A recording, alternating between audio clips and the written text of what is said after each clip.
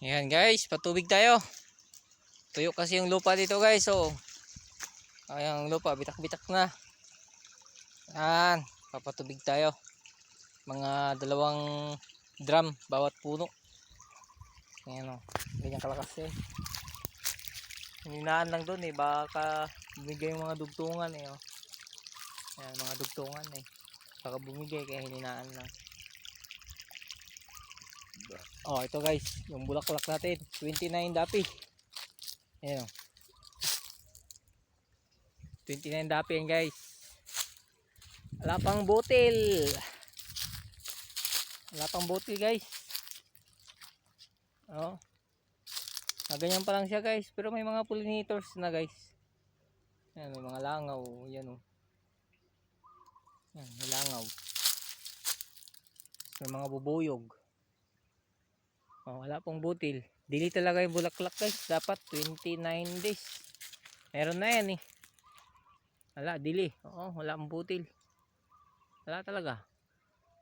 Meron pa isa-isa, may nakita ko guys, pa isa-isa pa lang. Oh. Ito yung 29 days ngayon guys. Sobrang dili. Oh, tuyo yung ano guys oh. Tuyo. Dahil wala talagang tubig dito guys. Oh. Talagang tuyong tuyo. Ayan oh. Wala namang hayop. Malinis naman guys. Pero tuyo yung ano niya.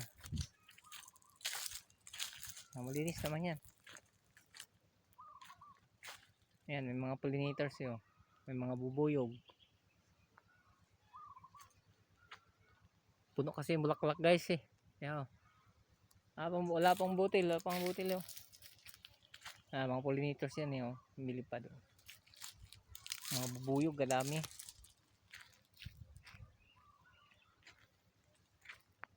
Hindi sa kabila guys. Ganyan naman yung ano niya guys. Bulaklak. Ang ganda niya guys oh. Kunting puno lang to guys. Ayan. 3 ano lang yan. 4 na ganyan. Tapos 8 pa ganun. Tapos meron doon sa kabila. Mga 30 plus lang to. 30 mahigit sa puno. Oo yan. Mga pollinators sa tak guys oh. Mga pollinators kaganda oh. Mga bubuyog. Yun oh. Ayan oh. Oo. Ay mga pollinators natin ngayon. Kaso wala pa silang naging butil oh.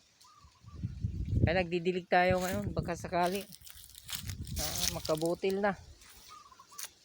Yan. Yan lang guys. Like and share guys. Follow for more video.